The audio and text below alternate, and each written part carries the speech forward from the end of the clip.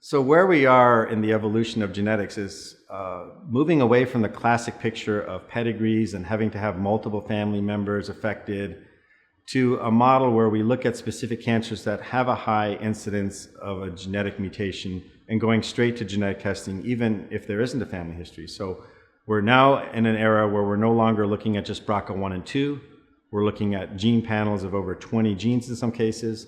And I think in 5, 10, 15 years from now, we're going to just check all 20,000 genes and see what's going on. We're moving to an era of increasing knowledge about genetics, and the more we grapple with it, the more we're going to learn about it, and the more comfortable we are going to be with teaching patients about it. And I think the future of medicine is so much brighter in that instead of just treating diseases all the time and waiting for things to happen, we are now going to be able to analyze people's risks and be more proactive.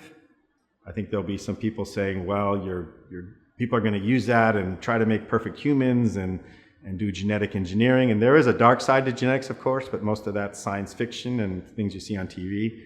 The reality is we should be an open book. Our 20,000 genes should be no secret. We should know what's in them. We should know the good and the bad of it and not be afraid to look inside ourselves and understand. I mean, I think God gave us this gift of knowledge that we should explore. And, whether you're religious or not, there's a certain inner beauty to knowing what we're made of and what our genetic code is. And so I take a more positive view of it. I don't like to run away from it or always think of the negatives. I think if handled properly, this information can be put to good use and not bad use.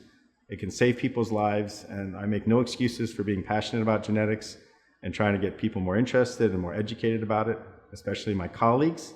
I happen to be interested in genetics. For those that aren't, it can be painful. But there's always specialists around that you can refer patients to that will take the time and interest to explore this new era of medicine.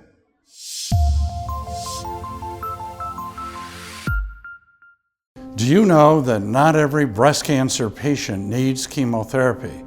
Now there's a way to decide if chemotherapy will benefit you based on the unique biology of your tumor.